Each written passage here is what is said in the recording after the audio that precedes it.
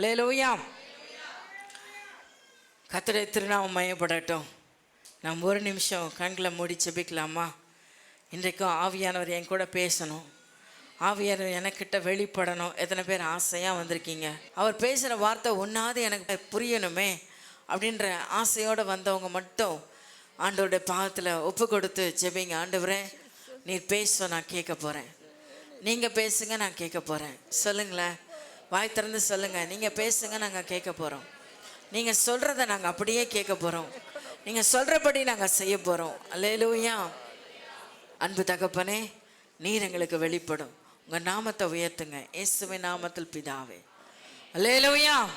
ஆதியாகமத்தின் புஸ்தகம் 1ஆம் அதிகாரம் 27ஆம் வசனத்தை வாசிக்கலாம். தேவன் தம்முடைய சாயலாக மனுஷனை சிருஷ்டித்தார். தேவன் தம்முடைய சாயலாக மனுஷனை சிருஷ்டித்தார். அவனை தேவ சாயலாகவே சிருஷ்டித்தார். அவனை தேவ சாயலாகவே சிருஷ்டித்தார். ஆணும் பெண்ணுமாக அவர்களை சிருஷ்டித்தார். ஆணும் பெண்ணுமாக அவர்களை சிருஷ்டித்தார். இங்க இருக்கிற நம்ம ஒவ்வொருவரும் ஆணும் பெண்ணுமாக தேவன் அவருடைய சாயலாய் நம்மை சிருஷ்டித்தார். அல்லேலூயா.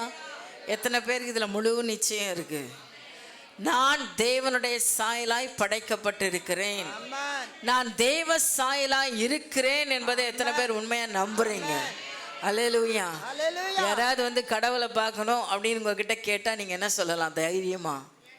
என்ன பாரு, என்ன போல தான் கடவுள் இருக்காரு அப்படின்னு நீங்கள் தைரியமாக சொல்லலாம். தைரியம் இருக்கா சொல்ல? அல்லேலூயா. என்ன பார், என்ன மாதிரி தான் ஆண்டவர் இருப்பார், என்ன மாதிரி தான் கடவுள் இருப்பார் அப்படின்னு சொல்லக்கூடிய அளவில் நம்முடைய சாயலையே அவர் சாயலாய்த்தான் உண்டாக்கி இருக்கிறார். நம்மை அவர் எதனாலே உண்டாக்கினார் என்று வேதம் சொல்லுகிறது. ரொம்ப இலக்கணமாக பேசினாலும் புரியாமல் போச்சோ? எதனால ஆண்டவர் நம்மளை உண்டாக்கினாரு? வேதம் தெளிவாக சொல்லியிருக்கு. மண்ணினாலே படைக்கப்பட்ட வசனம் எங்கே இருக்குது? ஆதியாகமத்தின் புஸ்தகம் 2ஆம் அதிகாரம் 19ஆம் வசனத்தை வாசிங்க. தேவனாகிய கர்த்தர் வெளியின் சகலவித மிருகங்களையும் ஆகாயத்தின் சகலவித பறவைகளையும் மண்ணினாலே உருவாக்கி. இங்கேயும் ஒரு சில ஜீவராசிகள் எதனால உருவாக்கப்பட்டிருக்கு? என்னென்ன உருவாச்சு? ஆகாயத்து பறவைகளையும் மிருகங்களையும் தேவன் மண்ணினாலே சிருஷ்டித்தார்.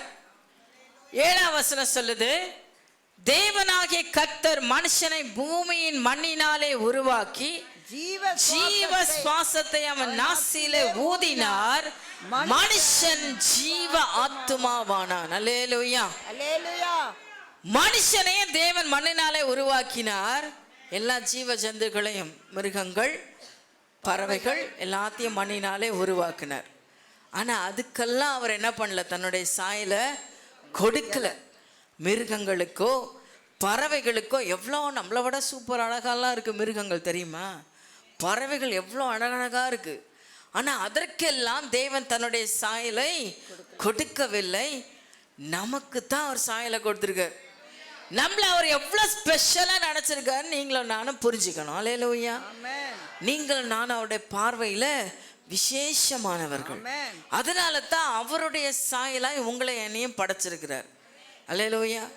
ஒரு சிங்கமாவோ ஒரு மாடாவோ ஒரு ஆடாவோ இல்லை ஒரு ஒட்டகமாவோ பிறந்திருந்தா நம்ம நிறைய நேரம் நினைப்போம் இல்லையா, ஏன் தான் அந்த மனுஷ ஜென்மம் எடுத்தமோ தெரில அப்படின்னு நம்ம யோசிக்கிறோம் பாரு. அந்த மாதிரி யோசிக்கிறது எவ்வளோ தப்பு அப்படின்னு நீங்கள் புரிஞ்சுக்கோங்க. உண்மையாக சொல்கிறேன், நாம் தான் இந்த உலகத்தில் சந்தோஷமாக மகிழ்ச்சியாக வாழ்கிற ஆள். ஆனால் மிருகங்களை டிஸ்கவரி சேனலை உட்காந்து பாருங்கள், மிருகங்கள் படுற பாடம், அது ஆகாரத்துக்கு தேடி அலைகிற கஷ்டமும், தன் பிள்ளைகளை வளர்க்க அது படுற பாடம். நம்மலாம் பெருமை பாராட்டிக்கிறோம்ல, நான் கஷ்டப்பட்டு பாடுபட்டு ரத்தம் சிந்தி உன்னை வளர்த்தண்டா, உன்னை வளர்த்தண்டி அப்படின்னு நம்ம பிள்ளைங்களை பார்த்து சொல்கிறோம் பாரு. நீங்கள் பறவைகளையும் மிருகங்களையும் போய் பாருங்கள், அது எவ்வளோ நம்மளை விட கஷ்டப்பட்டு அது வளருது.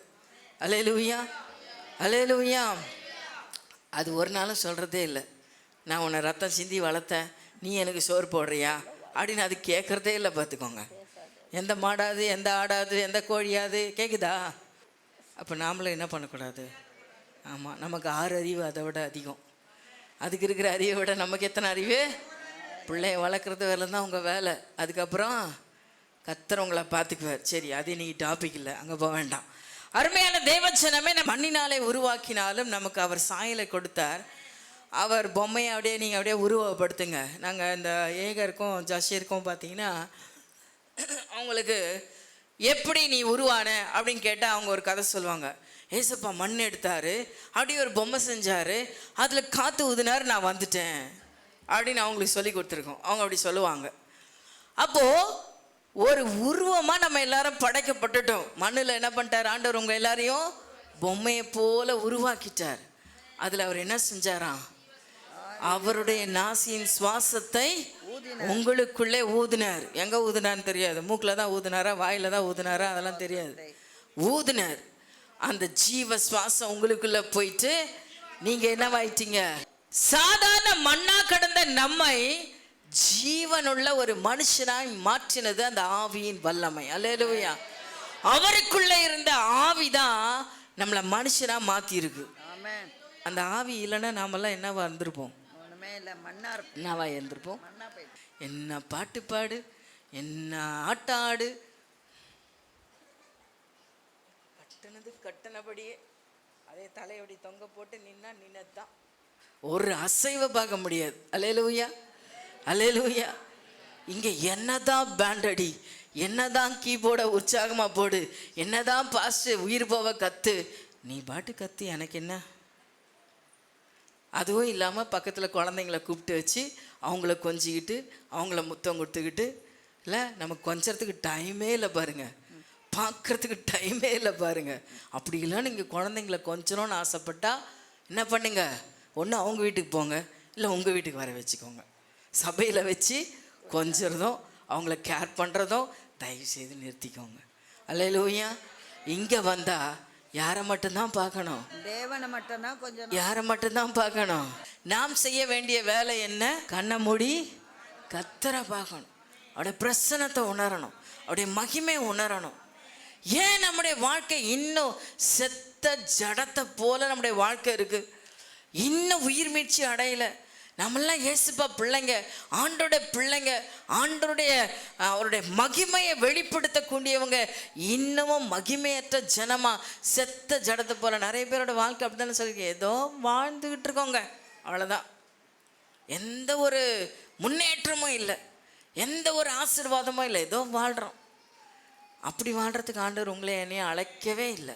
மண்ணான நமக்குள்ளே அவர் ஜீவ சுவாசத்தை கொடுக்க வல்லவராக இருக்கிறார். இதை எப்படி செஞ்சார் தெரியுமா?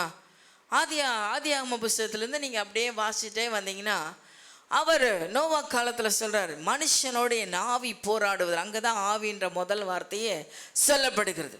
ஆதியாகமம் முதல் 1:1 ஆரம்பித்த ஆவி எங்கே வந்து தானே வெளிப்படுது தெரியுமா? நோவா காலத்தில் தான் வெளிப்படுது. அப்போது எங்கே ஆவியானவர் துக்கப்பட்டார், ஏன் இந்த மனுஷனை படைச்சோமோ? வேதம் சொல்லுது கர்த்தரின் ஆவியானவர். பழைய ஏற்பாடு முழுவதும் கர்த்தரின் ஆவியானவர் செயல்பட்ட காலம். கர்த்தரின் ஆவியானவர் அவர் மிகவும் பாரக்கொள்றார். ஏன் தெரியுமா? மனுஷன் அவர் வச்ச திட்டத்தை மறந்து தன் சுய விருப்பத்தின்படி நடக்க ஆரம்பிச்சிட்டாங்க. அவர் வச்ச நம்ம மேலே திட்டம் என்ன? ஆதாமை ஏவாளை எதுக்காக உண்டாக்குனாரு? மனிதர்களாக நம்ம எதுக்காக ஆண்டவர் உண்டாக்குனார் தெரியுமா? ஆண்டவர் எதற்காக ஆதாமை ஏவாளையும் படைச்சார் அப்படின்னா அவர்களோடு உறவாடும், அவர்களோடு தங்கி இருக்கோம் தான். நம் ஒவ்வொருவரோடு கூட அவர் தங்கி இருக்க ஆசைப்படுறாரு, அவர் நம்மோடு உறவாட ஆசைப்படுறார். அதான் தான் சாயங்காலம் வேலையில் அவர் வந்து என்ன பண்ணுறார்? ஆதாமே ஆதாமே அப்படின்னு கூட்டுன்னு வர்றார், பேசுறதுக்கு வர்றார். சாயங்காலம்னா அவருக்கு என்டர்டெயின்மெண்ட்டே என்ன? மனுஷனோட வந்து பேசுறது தான். அவருக்கு ஜாலியே என்ன? அவருக்கு மகிழ்ச்சியே என்ன? அவர் உண்டாக்குன மக்களோட உட்காந்து பேசுறது, அவங்களோட உறவாடுறது, அவங்களோட மகிழ்ச்சியாக இருக்கிறது தான் அவருக்கு ரொம்ப பிடிச்ச விஷயம். அல்லேலூயா. இன்னைக்கும் அதை தேடி தான் அலைகிறார், இன்னைக்கும் அதை தேடி தான் இருக்கிறார். எங்கோ ஒருத்தர் 2 பேர் தான், எங்கேயோ 1 2 4 5 தான், மீதியெல்லாம் அவர் தேடுற அவருடைய பார்வையில் நீங்கள்லாம் படணும். அல்லேலூயா. அவர் ஆசையாக தேடி வரும்போது அவர் கண்ணில் நீங்கள்லாம் படணும். இங்கே இருக்கிற ஒவ்வொருத்தரும் படணும். சின்ன பிள்ளையிலேருந்து வாலிப பிள்ளைங்கள்லேருந்து பெரியோர் வரையிலும் எல்லாரும் அவர் கண்ணில் படணும். அவருக்கே டஃப் கொடுக்கணும். யார்கிட்ட எங்கே போய் பேசுறது, எப்போ போய் பேசுறதுன்னு புரியாமல் இன்னும். அல்லேலூயா. நான் சொல்கிறது உங்களுக்கு புரியுதா? ஐயோ, இந்த பக்கம் திரும்பினா இவங்க கூப்பிட்றாங்க, அந்த பக்கம் திரும்பினா அவங்க கூப்பிட்றாங்க, இந்த சைடு திரும்பினா இவங்க கூப்பிட்றாங்க, எந்த ஆளுக்கு நான் பதில் கொடுக்கறது அப்படின்னு ஆண்டவருக்கு டஃப் கொடுக்கணும். ஆனால் நம்ம பயங்கரமாக டஃப் கொடுக்குற ஆட்கள் தான். எப்படி தெரியுமா? பழைய ஏற்பாட்டு விசுவாசிகள் எப்படிப்பட்ட ஆளுங்கன்னு நினைக்கிறீங்க? இப்படி ஆண்டவர் நேசித்து உருவாக்கி அவங்க கஷ்ட நேரத்துலலாம் அவங்கள தூக்கிட்டு வந்து எல்லா விதத்திலும் அவங்கள நடத்தினார். ஆனால் பழைய ஏற்பாடு அதுக்கப்புறம் எலியா தீர்க்கதரிசி இல்லையா, ஒவ்வொரு தீர்க்கதரிசி எலியா, எலிசா, அப்படி பல சாமுவேல் தீர்க்கதரிசி, இப்படி பல தீர்க்கதரிசிகள் நியாயாதிபதிகள் புஸ்தகத்தில் நிறைய பேர் ஆண்டவர் அப்பப்போ இறங்குறார். வானத்திலேருந்து அவருடைய ஆவி, கர்த்தரின் ஆவி என்ன பண்ணுச்சு, உலகத்தில் இறங்கி ஒவ்வொருவரையும் தேட ஆரம்பிச்சது. எப்படியாவது இந்த மக்களை என்னிடத்துல நான் சேர்த்துக்கொள்ளணும், இவங்களோட நான் உறவாடணும், இவங்களோட நான் மகிழ்ந்து பேசணும்னு அப்பப்போ இறங்கிட்டே இருந்தார். பழைய ஏற்பாடு முழுசுமே போராடின்னு தான் இருந்தார். ஓசியா, மல்கியா தீர்க்கதரிசி, கடைசி மல்கியா தீர்க்கதரிசி வரலும் அவர் போராடிட்டே இருந்தது தான் அந்த எல்லா செய்தியும். எப்படியாவது தம் மக்களை தன்னிடத்துல சேர்த்துக்கணும்.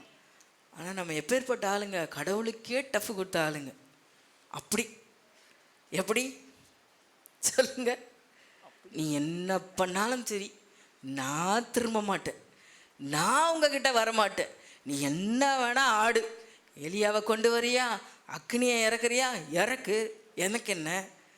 எலிசாவை கொண்டு வரியா, தீர்க்கதரிசனம் சொல்கிறியா, சொல்லு, எனக்கு என்ன. மல்கியா வராரா, சகரியா வராரா, யோவேல் வராரா, எவர் வந்தால் எனக்கு என்ன, நான் இப்படித்தான் இருப்பேன் அப்படின்னு அந்த மக்கள்லாம் இருந்தாங்க. நம்ம அப்படி இல்லை, அவங்க அப்படி இருந்தாங்க. அல்லேலூயா. பழைய ஏற்பாட்டு விசுவாசிகள் எல்லாருமே மோசே நியாயப்பிரமாணத்தின் கொடுத்து கொடுத்து கொடுத்து பார்த்தார், எப்படியாவது இவங்களெல்லாம் என்கிட்ட சேர்த்துக்கணும். ஆனால் ஒன்றும் அசிக்க முடியல. கடைசியில் என்ன பண்ணிட்டாரு, அமைதியாக ஆகிட்டாராம். 400 வருஷம் சைலண்ட்டாக ஆகிட்டாராம். என்ன பண்ணுறதுனே அவர் குழம்பி போயிட்டார். இந்த மக்களை எப்படித்தான் என்கிட்ட திருப்புறது, என்னதான் பண்ணுறது. கர்த்தரின் ஆவி மனிதனோடு போராடி போராடி போராடி சைலண்ட் ஆகிட்டாரா 400 வருஷம். அல்லேலூயா சொல்லுங்க. கொஞ்ச காலம் அவர் யார்ட்டையுமே பேசலை, யார் மேலேயும் இறங்கலை, எந்த வெளிப்பாடும் இல்லை, எந்த தரிசனமும் இல்லை, சைலண்ட் ஆகிட்டார்.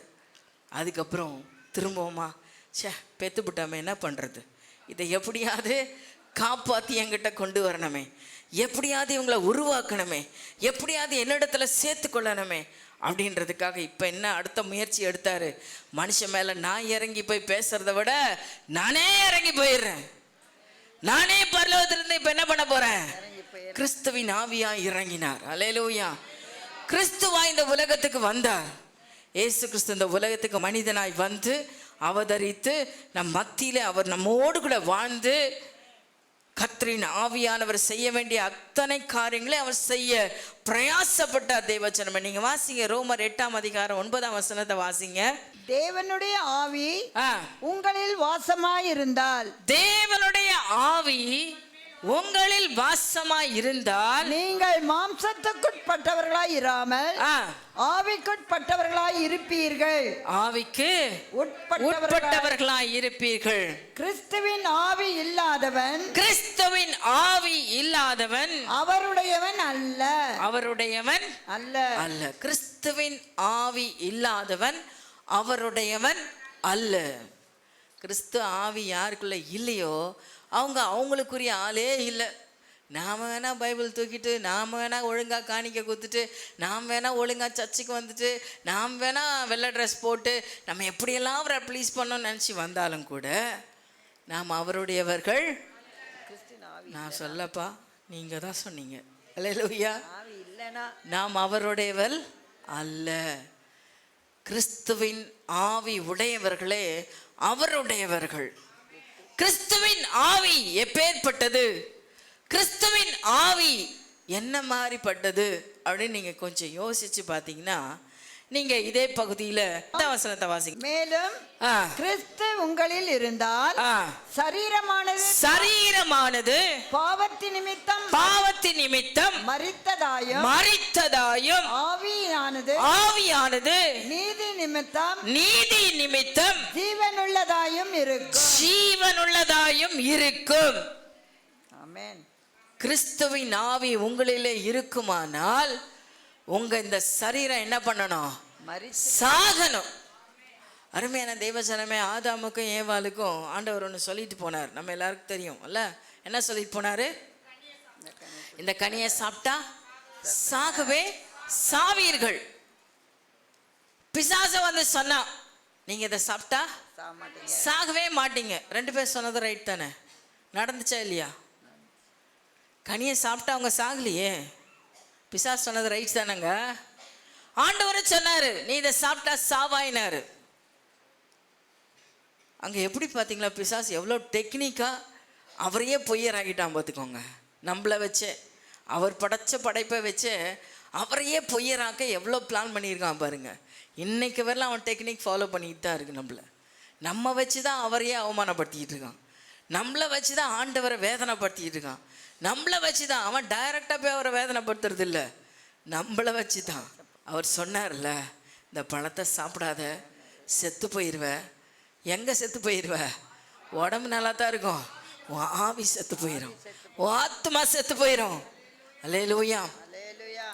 உண்மையாகவே ஆதாம் தேவனுடைய வார்த்தைக்கு கீழ்ப்படியாமல் போகும்போது அவன் ஆத்மா செத்து போனதாய் மாறினது. இதில் ஒரு சிம்பிளாக உங்களுக்கு விளக்கணும்னா, சவுலை குறித்து நான் சொன்ன அநேக தடவை நான் சொல்லியிருக்கிறேன், இப்போ சொல்கிறேன். சவுலை தேவன் அபிஷேகம் பண்ணினார். அவர் எப்படிப்பட்டவனாக மாறிட்டார்? ஆவியானவர் அவருக்குள்ளே இறங்கும் போது பயங்கர தீர்க்கதரிசியாக மாறினார். ரொம்ப நல்ல மனுஷன், இஸ்ரவேலை ஆளும்படிக்கு பெரிய ராஜாவாக எழும்பினார். தேவன் அவனை அபிஷேகம் பண்ணினார். கொஞ்ச காலம் போச்சு, அவனுக்குள்ளே என்ன வந்துச்சு? மாம்சத்தின் கிரியை வெளியே வர ஆண்டவருடைய ஆவி வெளியே போயிடுச்சு. கர்த்தரின் ஆவி வெளியே போச்சு. அவனுக்கு எப்போ அந்த நல்ல ஆவி வெளியே போச்சு, தேவனால் அனுப்பப்பட்ட பொல்லாத ஆவின்னு இருக்கு. தேவன் பொல்லாத ஆவியை அனுப்புகிறவர் இல்லை. அங்கே காலியான தானாக என்ன பண்ணுறோம்? பொல்லாத ஆவி வந்துடும். இது பழைய ஏற்பாட்டில் நமக்கு தெளிவாக தெரியும். எப்போ உங்கள் இடம் காலியாக இருக்கோ, காலியாக இருக்கிற இடத்துல என்ன வந்து நிரப்போம்? காற்று வந்து நிரம்பிடும். அப்போ ஆவியாக இருக்கிற நல்ல காற்று வரணுமா கெட்ட காற்று வரணுமா நீங்கள் தான் டிசைட் பண்ணணும். அல்லேலூயா. காலியாக இருக்கிற உங்களுக்குள்ள நல்ல ஆவி வரணுமா கெட்ட ஆவி ஆளுகை செய்தான்றதை நீங்கள் தான் தெளிவடையணும். எந்த ஆவியின் ஆளுகைக்குள்ளே நான் இருக்கிறேன்? ஆதாமும் ஏவாளும் பாவம் செய்த நிமிஷம் அவளுக்குள்ளே இருந்த பரிசுத்த ஆவி வெளியே போயிடுச்சு. இந்த உலகத்தின் ஆவி அவர்களை மாம்சத்தின் ஆவி மேற்கொள்ள ஆரம்பிச்சது. அதுதான் அது சந்ததியில் பார்த்தீங்கன்னா முதல்ல கொலகார ஆவி. அல்லேலூயா. ஃபஸ்ட்டு ஆதாம் ஏவாள் கடவுளால் உண்டாக்கப்பட்ட அந்த பிள்ளைகளுக்கு பிறந்த முதல் பிள்ளை கொலகாரன். எவ்வளோ பயங்கரமாக இருக்குது பாருங்க, எவ்வளோ ஒரு கேடு பாருங்க. தேவனே உண்டாக்குன குடும்பத்தில் கொலகார பையன் வந்துட்டாங்க. அப்போ இது எங்கே வேணாலும் நடக்கும். நீங்கள் நாம் எவ்வளோ எச்சரிப்பாக இருக்கணும்னு யோசிச்சு பாருங்க. நாம் மிக மிக ஜாக்கிரதையாக இருக்க வேண்டியது அவசியமாக. நம்ம பிள்ளைகளுக்காக அதிகமாக ஜெபிக்கணும், நம்முடைய பிற்கால சந்ததிகளுக்காக ஜெபிக்கணும். இன்றைக்கி குழந்தையா இருக்கும்போது ரொம்ப நல்ல பிள்ளையாக இருக்கும், சொல்கிறதெல்லாம் கேட்கும். கொஞ்சம் வாலிப பருவம் வந்துச்சுன்னா நீ என்ன சொல்கிறது நான் என்ன கேட்குது அப்படின்னு இருக்குது இல்லை? துன்மார்க்கத்துக்கு ஈஸியாக வளவரிக்கிற சாத்தானுக்கு ஈஸியாக விழுந்து போகிறாங்க பிள்ளைங்க. இதில் யார் தான் ஜாக்கிரதையாக இருக்கணும்? தாய் தகப்பன் தான் ஜாக்கிரதையாக இருக்கணும். அவர்களுக்காக அதிகமாக ஜெபிக்கணும். பிள்ளைங்க விழுந்து போகாதபடி காப்பதற்காக பரிசுத்த சந்ததியை உருவாக்கத்தான் உனக்கு பிள்ளையை கொடுத்துருக்க ஆண்டவர். வேற எந்த நோக்கமும் இல்லை. உனக்கு சோறு போடுறதுக்கு இல்லை, உங்களை காப்பாற்றுறதுக்கு இல்லை. பரிசுத்த சந்ததியை பாதுகாக்கிறதுக்கு தான் உங்களுக்கு பிள்ளை ஆண்டவர் கொடுத்துருக்காரு. அப்போ அந்த பிள்ளை கத்தருக்காக என்ன பண்ண? ஒவ்வொரு நாளும் கண்ணீர் விட்டு அழணும். என் பிள்ளை உங்கள் ராஜ்யத்தின் பிள்ளையா நிற்கணும். உலகத்தின் ஆவி என் பிள்ளையை தொடக்கூடாது, அசுத்தங்கள் என் பிள்ளையை தொடக்கூடாது. இதில் யார் தான் பொறுப்பெடுக்கணும்? யார் தான் பொறுப்பெடுக்கணும்? இவங்க அவங்க அவங்கன்னு யார் மேலேயும் பழி போட்டுக்கிட்டு இருக்காதீங்க. பழி போட என்ன வரும்? பழி போடுறது யாரோட ஆவி? ஆமாம், இதை விளக்க நான் விரும்பலை. குற்றம் சொல்கிறதும் பழி போடுறதும் யாருடைய ஆவி? ஐயா, யாருடைய ஆவி? பிசாசின் ஆவி. அதுக்கு நீ இடம் கொடுத்து பழி போட்டுட்டே இருந்தீங்கன்னா அது என்ன செஞ்சிட்ருக்கோம்? அதுதான் கிரியை பண்ணிக்கிட்டு இருக்கோம். அப்போ இன்றைக்கி முதல்ல வரணும், நான் தேவனுடைய சமூகத்தில் மனம் திரும்பி என் பிள்ளைகளுக்காக என்ன பண்ணோம்? கண்ணீர் விடு. எதுக்கு உன் கண்ணீர்? உன் கண்ணில் கண்ணீர் எதுக்கு ஆண்டவர் கொடுத்துருக்காரு? பிள்ளைங்களுக்கு ஆகார் கண்ணீர் விட்டார். பிள்ளையின் சத்தத்தை ஆண்டவர் கேட்டாரா? வேதம் என்ன சொல்லுது? பிள்ளையின் சத்தத்தை கேட்டார். யார் கண்ணீர் விட்டது? ஆகார் கண்ணீர் விடணும். பெத்தவங்க கண்ணீர் விடணும். பிள்ளைகளுக்காக கண்ணீர் விட்டு ஆடுறதுக்கு ஒரு நேரத்தை தேர்ந்தெடுங்க. தேவ சமூகத்துல உட்கார்ந்து ஜெபிங்க. பேர பிள்ளைகளுக்காக ஜெபிங்க. அல்லேலூயா, அல்லேலூயா. ஆண்டவர் சொல்றார், நீ செய்கிற நன்மையும் தீமையும், தீமை வராது. பழைய ஏற்பாட்டோட முடிஞ்சு போச்சு. நன்மை எத்தனை தலைமுறை வரும்னு சொல்லியிருக்காரு. ஆமாம், அந்த 1000 தலைமுறை ஆசீர்வாதம் தலைமுறை அனுபவிக்கணும் அப்படின்னா இன்னைக்கு நீங்களும் நானும் என்ன பண்ணோம்? உங்கள் பிள்ளைகளுக்காக ஜெபிக்கணும். அப்போ தேவ பிள்ளைகளாய் நம்ம ஒவ்வொருவருக்கும் இந்த கடமை உண்டு. உங்கள் பிள்ளைகளுக்காக நீங்கள் என்ன பண்ணணும்? ஜெபிக்கணும். ஆண்டோடைய பாதத்தில் கண்ணீர் விடணும். என் பிள்ளை உமக்கு பயந்த பிள்ளையா வாழணும், பரிசுத்த பிள்ளையா வாழணும். உலக அசுத்தங்கள் ஒன்றை என் பிள்ளைகளை தொடக்கூடாது, பாவம் நெருங்கக்கூடாது என்பதற்காக நீங்களும் நானும் என்ன பண்ணியாகணும்? கண்ணீர் விட்டு ஜெபிக்கணும். அல்லேலூயா. அருமையான தேவச்சனமே, இங்கே வசனம் சொல்லுது. நீங்கள் அதே ரோமர் 8ஆம் அதிகாரம் 13ஆம் வசனத்தை வாசிங்க. பிழைத்தால் சாவீர்கள், ஆவியினாலே சரீரத்தின் செய்கைகளை அழித்தால் பிழைப்பீர்கள்.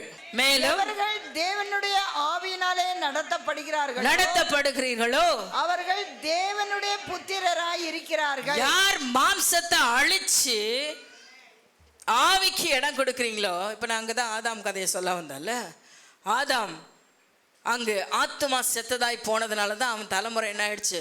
கெட்டு சீரழிஞ்சு போயிடுச்சு. இதை மாத்துறதுக்கு தான் ஆண்டவராக இயேசு இந்த உலகத்துக்கு என்ன வந்தார்? அவர் மனித அவதாரம் எடுத்து வந்து நமக்காக ஜீவனை கொடுத்தார். அது நிமித்தமாக நமக்கு என்ன உண்டாயிற்று? மீட்பு உண்டாயிற்று. மீட்பு எங்கே உண்டாயிடுச்சு? இந்த சரீரத்தை பாவத்தின் அக்கிரமத்திலிருந்து மீட்டு கொண்டார். அவருடைய ரத்தமானது நம்முடைய அக்கிரமங்களை கழுவி சுத்திகரித்து பரிசுத்த பாண்டமாய் நம்மை மாற்றினது. அல்லேலூயா. இந்த சரீரத்தையும் சுத்திகரிச்சது, இந்த ஆத்மாவையும் சுத்திகரிச்சது. ஏன்னா இங்கே நீங்கள் பார்த்தீங்கன்னா ரோமர் 8ஆம் அதிகாரம் 4ஆம் வசனத்தை வாசிங்க. மாம்சத்தின்படி நடவாமல் ஆவியின்படி நடக்கிற நம்மிடத்தில் நியாயப்பிரமாணத்தின் நீதி நிறைவேறும்படிக்கு அப்படி செய்தார். இயேசு கிறிஸ்து இந்த பூமியில வந்து ரத்தம் சிந்ததோட முதல் நோக்கம் என்ன? நம்முடைய ஆத்துமா நியாயப்பிரமாணத்தை கடைபிடிக்கணும். ஏன்னா பழைய ஏற்பாட்டில் முடியவே இல்லை. ட்ரை பண்ணி யாராலையும் அந்த காரியத்தை சாதிக்க முடியல.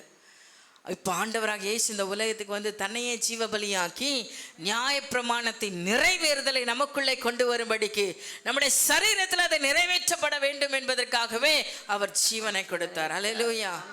இப்போ சரீரமும் மீட்கப்படணும், ஆவியும் மீட்கப்படணும். இன்னும் வசனம் இதில் தெளிவாக சொல்லுது, மாம்சம் பற்றி நடந்தால் ஆவியின்படி நடக்கிற நம்மிடத்தில் மாம்சத்தின்படி நடவாமல். தெளிவாக சொல்லுது, மாம்சத்தின்படி நடக்கக்கூடாது.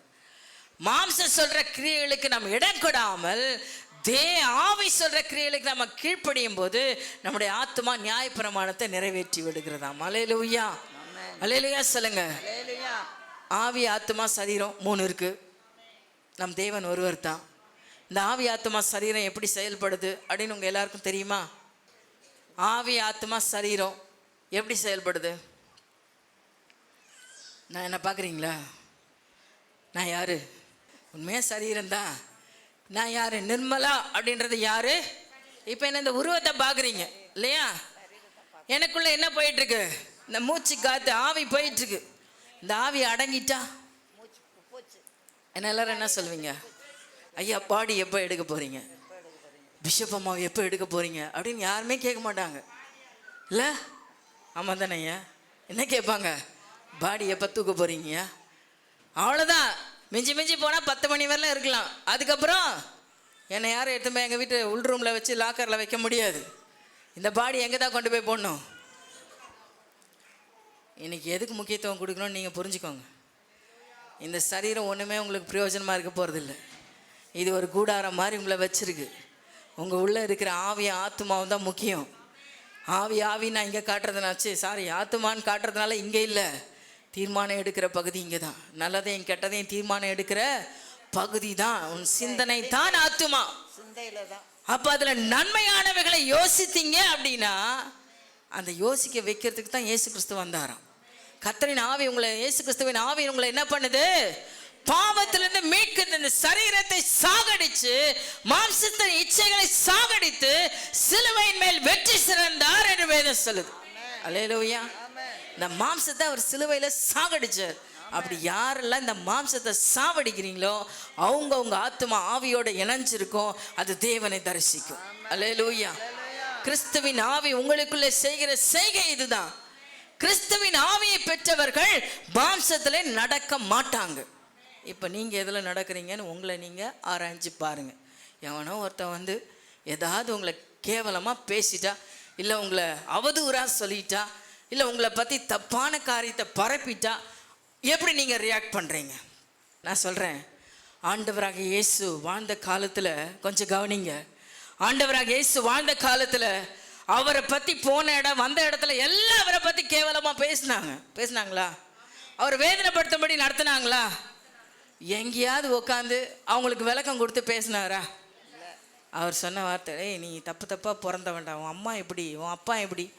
அப்படியா? பிதாவானவர் வானத்திலிருந்து என்னை இறங்க செய்தார், நான் தேவகுமாரன். அல்லேலூயா. அல்லேலூயா சொல்லுங்க. அசன சரியான பெருந்தண்டிக்காரனாக இருக்கிறிய, தின்னு அழிக்கிறிய எல்லாத்தையும் அப்படின்னு சொல்கிறாங்க. அவர் சொல்கிறாரு, மணவாளன் இருக்கிற வரலையும் என் பிள்ளைங்க அப்படி தான் சாப்பிட்டு மகிழ்ச்சியாக இருப்பாங்க. சம்மந்தம் இருக்கா? ரெண்டுத்துக்கும் சம்மந்தம் இருக்காங்க. எதனா சொல்கிறாரு, பிசாசுகளின் தலைவனாக இருந்தாலும் நான் பேய்களை எதிர்த்து நிற்கிறேன். அல்லேலூயா. அவர் பேசுறதுக்கு எதனா சம்மந்தம் இருக்காங்க? எங்கேயாவது நீங்கள் யோசிச்சு பாருங்க. அவங்க பாட்டு உலகத்துக்காரங்களை பேசிட்டு இருந்தாங்க. இவர் எங்கேருந்து வந்தவர்னு இவருக்கு தெரியும். எங்கேருந்து வந்தவர்? பரலோகத்திலிருந்து இறங்கினவர். அவர் பரலோகத்தின் காரியத்தை மட்டும் பேசிட்டே இருக்கார். அவர் எங்க பேசினாலும் பிதாவை பத்தியும் பரலோகத்தை பத்தியும் பரலோகத்தின் காரியங்களை பத்தியும் தான் வந்த நோக்கத்தை பத்தி தான் பேசிட்டு இருந்தார். இங்க உலகத்துல இவன் பேசிட்டு இருக்க காரியங்களுக்கெல்லாம் அவர் பதில் கொடுக்கவே இல்லை. ஆனா நானும் நீங்களும் என்ன பண்ணிட்டு இருக்கோம்? நீ இதை பேசுறியா, நான் 4 அடுங்கு அதை பேசுவேன். நீ ஒரு வார்த்தை சொன்னியா, நான் 4 வார்த்தை உன்னை பத்தி பேசுவேன். அல்லேலூயா சொல்லுங்க. எங்க மாம்சம் இங்க அழிஞ்சிச்சு? மாம்சம் அழிஞ்சிச்சா? மாம்சம் அழிஞ்சிருக்கா? ஆவி உயிர் பெற்றிருக்கா? ஆத்மா உயிர் பெற்றிருக்கா? ஆவியும் ஆத்மாவும் இணைஞ்சிருக்கா? ஆவியும் சரீரமும் இணைஞ்சிருக்கா? எங்க எதோட எங்க இணைஞ்சிருக்குன்னு இப்ப நீங்க உங்களை வச்சு கண்டுபிடிங்க. என் ஆத்மா எங்க இணைஞ்சிருக்கு? என் ஆவியோட இணைஞ்சிருக்கா, இல்லை இந்த சரீரத்தோட இணைஞ்சிருக்கா? அல்லேலூயா. இந்த ஆவி சுத்தமா இல்லாட்டா, நீங்க பிரசங்கில சொல்லப்படுகிறது, நீங்க வாசிங்க. இவ்விதமாய் மண்ணானது தான் முன்னிருந்த பூமிக்கு திரும்பி மண்ணான சரீரம் எங்க திரும்புது? தான் இருந்த பூமிக்கு திரும்புது. ஆவி தன்னை தந்து தேவனிடத்தில் திருப்போது. அல்லேலூயா. ஆவி எங்க போயிடும்? அப்புறம் எங்க வீட்டுக்கார் மாதிரி என்கிட்ட பேசினாங்க, எங்க அம்மா மாதிரி என்கிட்ட பேசினாரு அப்படின்னு சொல்லிட்டு இருக்கிறதெல்லாம் யாரு? வருதுன்னா அலோவ் பண்ணாதீங்க தயவுசெய்து. அதெல்லாம் இந்த பூமியில உலாவி கொண்டிருக்கிற பொல்லாத ஆவிகள். தன்னை தந்த தேவனிடத்துல அந்த ஆவி போயிடும். இந்த உலகத்தின் ஆவிகள் என்ன பண்ணும்? அந்த உருவத்துல உங்களை ஏமாத்திட்டு இருக்கும். அல்லேலூயா. ஸோ அதை நம்பி செத்து போன ஆட்கள் பேசுற வார்த்தையெல்லாம் நம்ம என்ன பண்ணக்கூடாது? நம்பக்கூடாது. ஆவி ரொம்ப தெளிவா இருக்கணும். அல்லேலூயா. அருமையான தேவஜனமே, நாம் பெற்ற கிறிஸ்துவின் ஆவி இந்த மாம்சத்தை சாகடித்து நம்முடைய ஆத்துமாவை உயிர்ப்பிக்கிறதா இருக்கிறது. இன்னைக்கு உயிர்ப்பிக்கப்பட்டவர்களா நம் கிறிஸ்துவின் ஆவியில இணைந்து நிற்க வேண்டும். அல்லேலூயா. அப்படி இருக்கும் பொழுதுதான் இங்க ரோமர் 8ஆம் அதிகாரம் 14ஆம் வசனத்துல சொல்றாரு. 15 வாசிங்க. அந்தபடி திரும்பவும் பயப்படுகிறதற்கு நீங்கள் அடிமைத்தனத்தின் ஆவியை பெறாமல் அப்பா பிதாவே என்று கூப்பிட பண்ணுகிற புத்திர ஸ்வீகாரத்தின் ஆவியை பெற்றீர்கள். நீங்க எதுக்குமே பயப்பட வேணாம். அல்லேலூயா. ஏன் சொன்னா, நீங்க புத்திர ஸ்வீகார அதிகாரத்தை நீங்க ஒவ்வொருத்தரும் கிறிஸ்துவின் ஆவி உங்களுக்கு எனக்கு பெற்று தந்திருக்கிறது. அல்லேலூயா. எத்தனை பேர் ஆமேன்னு சொல்றீங்க? பக்கத்துல பார்த்து சொல்லுங்க, உங்களுக்குள்ள நீங்க கிறிஸ்துவின் ஆவியை பெற்றிருந்தீங்கன்னா எதுக்கும் பயப்படாதீங்க. எந்த காரியத்தை பார்த்து பயப்படாதீங்க. எந்த மனுஷனுக்கும் பயப்படாதீங்க. அல்லேலூயா. அல்லேலூயா. கிறிஸ்துவின் ஆவி நமக்குள்ளே வந்ததற்கு முதல் காரணம் நம்மை தைரியப்படுத்த, நம்மை பலப்படுத்த, இந்த உலகத்தை எதிர்த்து நிற்க கிறிஸ்துவின் ஆவி நமக்குள்ளே கிருபை தந்தது. ஹல்லேலூயா. அவர் சிலுவையில சகல துரைத்தனங்களையும் அதிகாரங்களையும் வெற்றி சிறந்தார். ஹல்லேலூயா. சோ கிறிஸ்துவின் ஆவி உடையவர்கள் இந்த உலகத்தை பார்த்து என்ன பண்ண வேண்டாம், பயப்பட வேண்டாம். அருமையான தேவச்சனமே, மூன்றாவதா நீங்க பாத்தீங்கன்னா அப்போஸ்தலர் நடபடிகள் 2ஆம் அதிகாரம் 1-4 வசனங்களை நீங்க வாசிக்கும் பொழுது, பெந்தேகோஸ்தே என்னும் நாள் வந்தபோது அவர்கள் எல்லாரும் ஒருமனப்பட்டு ஓரிடத்தில் வந்திருந்தார்கள். அப்பொழுது பலத்த காற்று அடிக்கிற முழக்கம் போல வானத்திலிருந்து சடுதியாய் ஒரு முழக்கம் உண்டாகி அவர்கள் உட்கார்ந்திருந்த வீடு முழுவதையும் நிரப்பிற்று. அல்லாமலும் அக்கினிமயமான நாவுகள் போல பிரிந்திருக்கும் நாவுகள் அவர்களுக்கு காணப்பட்டு அவர்கள் ஒவ்வொரு மேலும் வந்து அமர்ந்தது. அவர்கள் எல்லாரும் பரிசுத்த ஆவியினாலே நிரப்பப்பட்டு ஆவியானவர் தங்களுக்கு தந்தருளின வரத்தின்படியே வெவ்வேறு பாஷைகளை பேசத் தொடங்கினார்கள். அல்லேலூயா. கிறிஸ்து உலகத்துக்கு வந்தார், மீட்பை கொடுத்தார், அவர் பரத்துக்கு ஏறி போனார். போகும்போது சொல்லிட்டு போயிட்டார், நான் உங்களுக்காக பிதாவின் இடத்துல வேண்டிக் கொள்ளுவேன், உங்களுக்காக தேற்றரவாளனை அனுப்புவார், பரிசுத்த ஆவியானவர் வந்து உங்களுக்கு பலன் தருவார். அல்லேலூயா. நீங்கள் பலன் அடைவீர்கள். அவர் வரும்போது நம்ம என்னவோ பலன் அடைவோம். அதே போல அப்போஸ்தலர் நடபடிகள் 2ஆம் அதிகாரத்துல பரிசுத்த ஆவியான ஒவ்வொரு மேலும் காத்திருந்த 120 பேர் காத்திருந்தாங்களா மேல் வீட்டு அறையில. அத்தனை பேர் மேலும் சொல்லுங்க, 120 பேர்ல ஒருத்தர் கூட மிஸ் ஆகல. அல்லேலூயா. அப்ப எவ்வளவு அவங்க அங்க வேதம் சொல்லுது, அவங்க 120 பேரை எப்படி காத்திருந்தாங்களா, ஒருமனப்பட்டு. சொல்லுங்க, பக்கத்துல கொஞ்சம் பார்த்து சொல்லுங்க, எங்க ஒருமனப்பட்டா தான் ஆவியானவர் இறங்குவார். ஒருமனை இருக்கிற இடத்துல தான் ஆவியானவர் இறங்குவார். இல்லைன்னா என்ன 4 மைக்கு வச்சு கத்துனாலும் அங்க ஒன்றும் அசையாது, கல்லு மாதிரி தான் இருக்கும். அல்லேலூயா. அங்க வசனத்தில் 120 பேர் மேலையும் ஆவியானவர் இறங்கினார். அங்க இருந்த அத்தனை பேர் மேலே எப்படி இறங்கினாரா, இவ்வளோ பேர் மேலையும் ஒரு மனமா அவங்க ஜெபிக்கும் பொழுது பரிசுத்த ஆவியானவர் வல்லமையா இறங்குகிறதை, அக்கினி நாவி இறங்குகிறதை ஃபர்ஸ்ட் ரோல இருக்கிறவங்க உணர்றாங்க, லாஸ்ட்ல இருக்கிறவங்களும் உணர்றாங்க. அல்லேலூயா. அதாங்க ஒரு மன ஜெபம். அல்லேலூயா.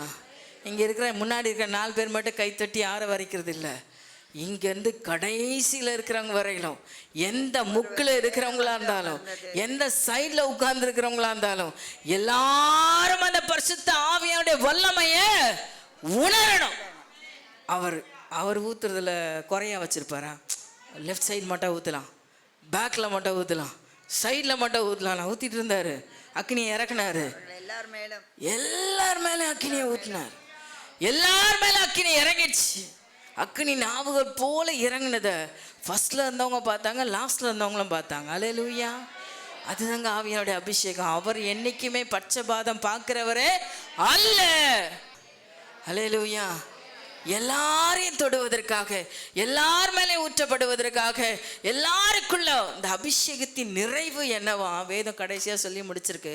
எல்லாரும் என்ன பண்ணாங்க, வெவ்வேறு பாஷைகளை, நீங்க பேசுற தமிழ் பாஷையை விட்டுட்டு, ஒருவேளை இங்கிலீஷ் பேசுறவங்களா இருந்தா அதை விட்டுட்டு, தெலுங்கு பேசுறவங்களா இருந்தா அதை விட்டுட்டு, மலாய் பேசுறவங்களா இருந்தா அதை விட்டுட்டு என்ன பேசினாங்களா, வெவ்வேறு பாஷைகளை பேசினார்கள். உங்களை அறியாத பாஷைகளை அவங்க பேச. எத்தனை பேர் அந்நிய பாஷை வரத்தை பெற்றிருக்கிறீங்க? அதுதான் அடையாளம். அபிஷேகம் பெற்றதுக்குரிய அடையாளம் என்ன? அந்நிய பாஷையில பேசணும். ஏன் அந்நிய பாஷையில பேசியே ஆகணும் அப்படின்னு வேதம் நமக்கு சொல்லுது அப்படின்னா, அந்நிய பாஷை தான் தேவனோடு பேசுகிற ரகசிய பாஷை. பிசாசுக்கு அது புரியாதான். நீங்க பேசுற அந்நிய பாஷை யாருக்கு புரியாது? நீங்க தமிழ்ல பேசுறீங்கன்னா புரிஞ்சிடும். நீங்க லாங்குவேஜஸ் பேசுனா அவனுக்கு புரிஞ்சிடும். ஏன்னா எல்லாத்துலயும் சுத்தின்னு வரான்ல. ஸோ ஆல்ரவுண்டு உலகத்தில் இருக்கிற எல்லா லாங்குவேஜும் அவனுக்கு தெரியும். அதனால ஈஸியாக கண்டுபிடிச்சிருவானா. அப்போ நம்ம ஏதோ ஒன்று நமக்கே புரியாமல் ஒரு லாங்குவேஜ் பேசுகிறோம் பாருங்க, அது அந்நிய பாஷை. அது அவனுக்கு புரியாதான். பரலோகத்துக்கும் நமக்கு மட்டும்தான் அது புரியுமா, தேவனுக்கு நமக்கு மட்டும்தான் புரியுமா. அப்போ நீங்கள் உங்கள் ரகசியங்களை வெளிப்படுத்தணும். நீங்கள் எந்த காரியத்தை சொல்லணும்னா பிசாசு கேட்கக்கூடாதுன்னா நீங்கள் அந்நிய பாஷையில் பேசி என்ன பண்ணலாம், ஜெபிக்கலாம். அப்போ அந்த அந்நிய பாஷை எவ்வளோ முக்கியம். ஆவி நிறைவில் தான் அந்த அந்நிய பாஷையின் வரத்தை நீங்கள் பெற்றுக்கொள்ள முடியும். அது மட்டுமே அல்ல, இன்னும் வேதம் நிறைய சொல்லி இந்த அந்நிய பாஷை பேசுறதுனால மட்டும் ஒரு ஆள் முழு நிறைவாக இருக்கிறாங்க அபிஷேகத்துலன்னு சொல்லக்கூடாது. ஏன்னா தவளை கொத்த பாஷை இந்த கடைசி நாட்களில் அபிஷேகம் இறங்கும். பிசாசின் ஆவியை அபிஷேகம் பண்ணுதான். தவளை கொத்த ஆவி இறங்கும். அதனாலே அந்நிய பாஷை பேசுவாங்க. அப்ப பரிசுத்த ஆவியில நிரப்பப்பட்ட மனிதனாய் ஒரு மனிதனை கண்டெடுக்கணும்னா அவனுக்குள்ள நம்ம தெரிந்து கொள்ள வேண்டிய விஷயம் என்னன்னா, அவனுடைய கனிகளினாலே தான் அறிய முடியும்.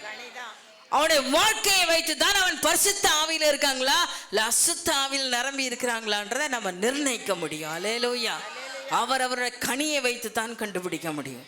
அருமையான தேவச்சனமே, இன்னும் இந்த பரிசுத்த ஆவியானவர் நமக்குள்ள கொடுக்கிற அபிஷேகம் எப்பேற்பட்டது. 1 கொரிந்தியர் 12ஆம் அதிகாரம் நீங்க எடுத்துக்கொள்ளுங்க. கொஞ்சம் வேகமா வாசிங்க. 8ஆம் வசனத்திலிருந்து வாசிங்க. எப்படி எனில் ஒருவனுக்கு ஆவியினாலே ஞானத்தை போதிக்கும் வசனமும், பரிசுத்த ஆவியானவர் நம்மை நிரப்பும் போது நாம் பெற்றுக்கொள்ளுகிற அந்த வரங்கள் எப்பேற்பட்டது என்பதை நீங்க புரிந்து கொள்ளணும். பரிசுத்த ஆவியானவர் நமக்குள்ளே வந்தா முதல் நமக்கு எதை போதிக்கிறாரா? ஞானம். என்ன ஞானத்தை போதிக்கிறாரு? ஞானத்தை போதிக்கும் வசனம். ஞானத்தை போதிக்கும் வசனம். வசனத்தை ஏன் இன்னைக்கு நம்ம படிக்கவும் முடியல, சொல்லவும் முடியல தெரியுமா? தைரியமா வசனத்தை சொல்லுங்கன்னா ஏன் சொல்ல முடியல? வசனத்தை ஏன் படிக்க முடியல? திடீர்னு உங்களை கூப்பிட்டு முன்னாடி வச்சு சங்கீதம் வாசிங்கன்னா ஏன் வாசிக்க திணறோம், பயந்துக்கிட்டு ஓடுறோம்? நான் கூட ஒரு காலத்தில் ஓடினேன். எப்போ ஓடினேன் தெரியுமா? ஆவியானுடைய நிறைவு இல்லாதபடி ஓடி ஓடி ஒளிஞ்சேன். ஆனால் ஆவியான நிறைவு எப்போ வந்துச்சு, எப்படா என்ன முன்னாடி விடுவாங்க நான் பேசலான்னு இருந்துச்சு. அல்லேலூயா. அதுதான் பாஸ்டர் நல்ல ஜெபத்தில் சொன்னார். அந்த சீஷர்கள் எல்லாம் பரிசுத்த ஆவி நிறைவு பெறாத வரையிலும் ஒளிந்து ஒளிந்து நின்னாங்க. எப்போ பரிசுத்த ஆவியான பெற்றாங்களோ, ஆவி நிறைவு வந்ததுக்கு அப்புறம் யாருக்கும் பயப்படல. நீ ராஜாவாயிரு, யாராரு, ஆசாரினாரு, பரிசேயனாரு, நீ எப்பேற்பட்டவனாயிரு, தைரியமாய் வசனத்தை போதித்தார். தைரியமாய் வசனத்தை சொன்னாங்க. அல்லேலூயா. இன்னைக்கு கிறிஸ்தவர்களாகிய நாம தைரியமா வசனத்தை பேச முடியுதா? நம்மோட இருக்கிறவங்க கிட்ட, நம்ம ஃப்ரெண்ட்ஸ் கிட்ட, நம்ம கூட இருக்கிறவங்க கிட்ட ஞானத்தை போதிக்கிற வசனங்களை நம்ம சொல்லி கொடுக்க முடியுதா? ஏன்னா நமக்கே அகப்பை, அதாவது சட்டியில் இருந்தால் தானே, சட்டியில் இருந்தால் தானே அகப்பையில் வரும், உள்ளே இருந்தால் தானே வெளியே வரும். இல்லாததை தான் நம்ம கொண்டு போய் கொடுக்க முடியும். அப்போ முதல்ல எங்கே வரணும்? சட்டிக்குள்ளே வரணும். நம்ம ரொம்பணும். ஞான வசனங்கள் உள்ள நிரம்பணும். உண்மையாக வசனத்தை நம்ம என்னதான் மனப்பாடம் பண்ணாலும் நிற்க மாட்டேங்குது. ஒரு சிலர் கிருபை வசனம் மனப்பாடமாக நிற்கிது. ஆனால் தேவைப்படும் போது என்னைக்கோ படித்த வசனம்லாம் அப்படியே சரளமாக வாயில வந்துட்டே இருக்கும்.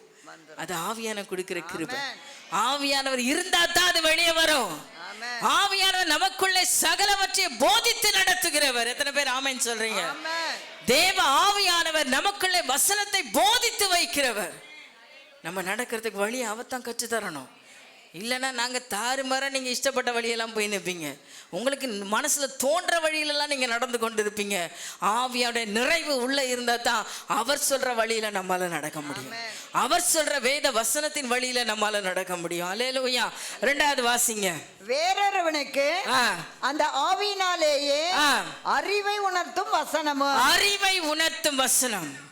நம்ம எல்லாருக்கும் அறிவு உண்டு, இல்லைன்னு சொல்லலை. ஆனால் அந்த அறிவை சரியான இடத்துல சரியான வேளையில பயன்படுத்துவதற்கு யார் உதவி செய்கிறாரா? ஆவியானவர். பிள்ளைங்க சொல்றேன் கேளுங்க. நீங்க நல்லா படிச்சிருக்கலாம், எவ்வளோ டிகிரிஸ் முடிச்சிருக்கலாம். ஆனால் அந்த டிகிரியும் நீங்க படித்த படிப்பும் உங்களுக்கு சரியா பயன்படுத்தணும்னா யாரோட உதவி வேணும்? ஆவியோட உதவி வேணும். நீங்க போற வேலையில சம்பந்தமே இல்லாம வேலையை கூட நீங்க செய்யலாம். அந்த வேலையை செய்வதற்கு புத்தி கூர்மையும் அறிவையும் கொடுக்கிறவர் யாரு? ஆவியானவர். ஒண்ணுமில்லாத ஒன்றை உயர்த்தி நிறுத்தி வைப்பார். அல்லேலூயா, அல்லேலூயா.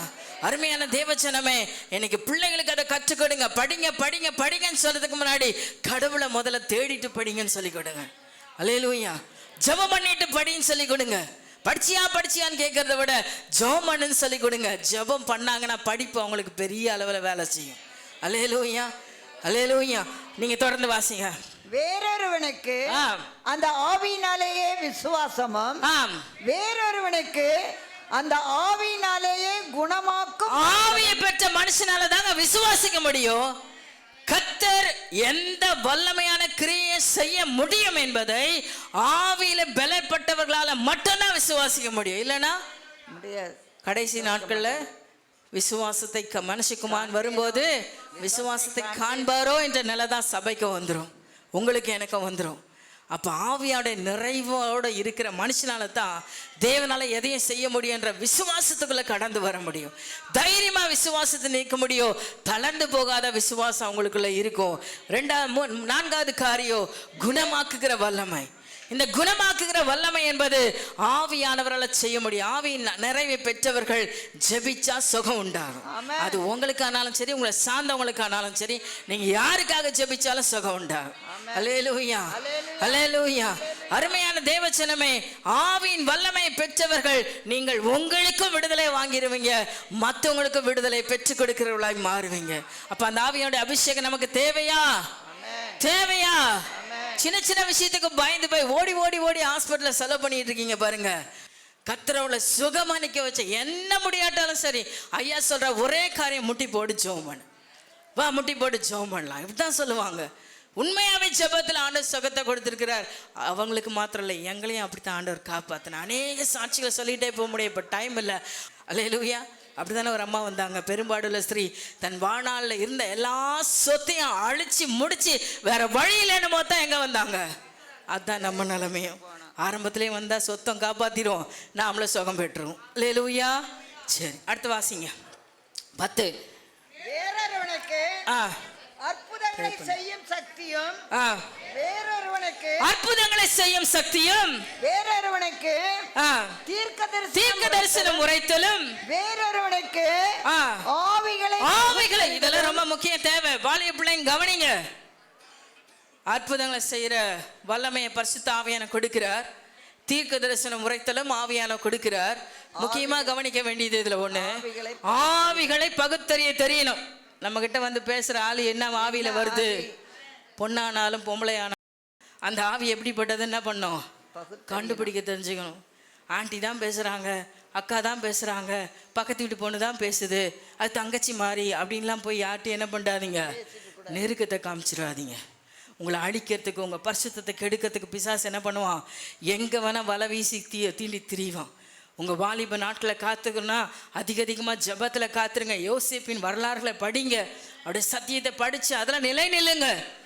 பாவத்தை பார்க்கும்போது என்ன பண்ணணும், அதை புரிஞ்சுக்கணும். ஒவ்வொருத்தரும் என்ன ஆவியில் நம்மகிட்ட நம்ம ஃப்ரெண்ட்ஸ் இருக்கிறாங்க, ஆம்பளைங்க தானே, நம்ம ஃப்ரெண்டு தானே, ஆனால் அவன் என்ன புத்தியில் பேசுகிறான். அவங்ககிட்ட நல்லா பேசுவான், பின்னாடி போய் உன்னை பற்றியே குறை பேசுவான், உன்னை விழத்தள்ளுறதுக்கு காரியங்களை பண்ணுவான். நீ நீ முன்னேற முடியாதபடிக்கு உனக்கு தடையை உண்டாக்குவான். அவன் ஆவி எப்படிப்பட்டதுன்றது பகுத்தறியணும்னா உனக்கு என்ன வேணும், ஆவியோட அபிஷேகம் வேணும். ஆவிகளை பகுத்தறிகிற அபிஷேகம் வேணும். அல்லேலூயா சொல்லுங்க. யார் எந்த மனுஷன் எப்பேற்பட்டவன் என்பதை உங்களுக்கு சொல்றேன், பெரியவங்களுக்கு சொல்றேன், சின்னவங்களுக்கு சொல்றேன். ஆவிகளை பகுத்தறிகிற வரத்தை தேவனிடத்துல கேளுங்க. ஆவியின் அபிஷேகம் உங்களுக்குள்ள இறங்குமானால் உங்களிடத்துல நெருங்கி வருகிற எந்த ஆவியை நீங்க ஐடென்டிஃபை பண்ணிடுவீங்க.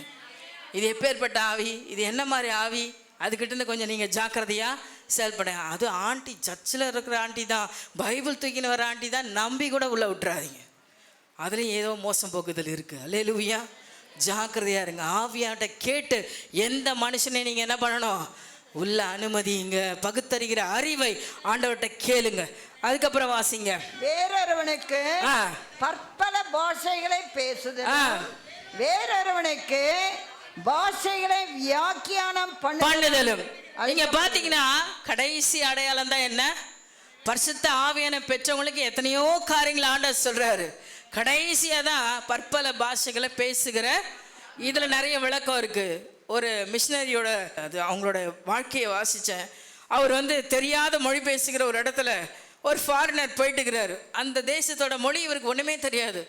என்ன எப்படி பேசி அந்த மக்களுக்கு புரிய வைக்கிறதுன்னு இவருக்கு தெரியல. மிஷினரிகள் அப்படி தான் அனுப்பப்படுவாங்க. போனதுக்கப்புறம் இவருக்கு ஒன்றுமே புரியல. அவங்க பேசுறது இவருக்கு புரியல, இவர் பேசுறது அவங்களுக்கு புரியல. எப்படி சுவிசேஷம் சொல்கிறது?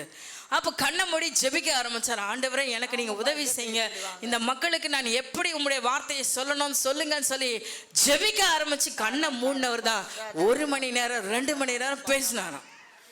கண்ணை திறந்து பார்த்ததுக்கு அப்புறம் தான் சார் அந்த மக்கள்லாம் வந்து அப்படி அவரை பிடிச்சிட்டு அப்ரிஷியேட் பண்ணாங்களாம். என்ன, நீங்கள் பேசுனது எங்களுக்கு ரொம்ப பிடிச்சது, ரொம்ப எங்கள் வாழ்க்கையில் மாற்றத்தை கொடுக்குது. இவருக்கு ஒன்றுமே புரியல, நமக்கு தான் அவங்க லாங்குவேஜே புரியாது. இவங்க பேசுனது எப்படி நம்மளுக்கு இவருக்கும் புரிய ஆரம்பிச்சிருக்கு, அவங்களுக்கும் புரிய ஆரம்பிச்சிருக்கு. அல்லேலூயா. தெரியாத பாஷையை பேசி எங்கள் ஆவியானவர் கிரியை செஞ்சிருக்கிறார். இவருக்கு அது தெரியாது, ஆனால் இவர் பேசின பாஷை அவங்களுக்கு எல்லாருக்கும் புரிஞ்சிச்சு. அவங்க சொல்ற செய்கையின் பாஷைகள் இவரை புரிய ஆரம்பிச்சது. அப்போ ஆவியானவர் யார் என்பதை அவர் புரிந்து கொண்டான்னு சொல்றார். அல்லேலூயா. இது ஒரு பக்கம். அந்நிய பாஷையின் வரங்களை நமக்கு தருகிறவர். அந்நிய பாஷை வரத்தை நாடுங்க, நல்லா ஜெபிங்க, வீட்டில் தனிமையில் உட்கார்ந்து ஆண்டவர்கிட்ட கேளுங்க, என்னுடைய அபிஷேகத்தினால் நிரப்புங்க ஆவியானவரை. அபிஷேகம் இல்லாத ஆவி இல்லாத சரீரம் எப்படிப்பட்டதுன்னு சொன்னேன்? ஆவி இல்லாத சரீரம் எப்படிப்பட்டது? அப்படியே எழுப்பி நில்லுங்க. ஆவி இல்லாத சரீரம் எப்படிப்பட்டது? செத்த சரீரம், அது வெறும் மண்ணு. சொல்லுங்க. செத்த சரீரம், அது வெறும் மண்ணு. ஒன்னுத்துக்கு உதவ மாட்டேன். உனக்குள்ள ஆவியானவரை கூப்பிடுன்னு சொல்லுங்க. ஆவியானவரை கூப்பிடு. உனக்குள்ள ஆவியானவரை கூப்பிடுங்க. ஆவியானவரை கூப்பிடுங்க. சொல்லுங்க, நீ மண்ணா இருக்க கூடாது, உயிருள்ள சரீரமா இருக்கணும், ஜீவ ஆத்துமாவா இருக்கணும், ஜீவனை பெற்ற ஆத்துமாவா இருக்கணும். நீ செத்த ஆத்துமாவா இருக்க கூடாது, நீ செத்த சரீரமா இருக்க கூடாது, ஜீவனுள்ள ஆத்துமாவா மாறணும். கேளுங்க கேளுங்க தேவச்சனமே, வேதம் சொல்லுகிறது வரங்களில் வித்தியாசங்கள் உண்டு, ஆவியானவர் ஒருவரே. ஊழியங்களிலும் வித்தியாசங்கள் உண்டு, கர்த்தர் ஒருவரே. கிரியைகளிலும் வித்தியாசங்கள் உண்டு, எல்லோருக்குள்ளும் எல்லாவற்றையும் நடப்பிக்கிற தேவன் ஒருவரே. ஹல்லேலூயா. உங்க எல்லாருக்குள்ளும் கிரியைகளை நடப்பிக்கிற தேவன் ஒருவர் தான். அவர் யாரையும் பட்சபாதம் பார்க்கிறவர் இல்ல. இவங்களுக்கு தரணும், இவங்க வேண்டாம், இவங்க முடியாது சொல்றவர் இல்ல. நம்ம எல்லாருக்கும் ஊற்றுகிற ஆவியானவர், நம்ம எல்லார் மேல பொழுந்தருளும்படியா இறங்குகிற ஆவியானவர்.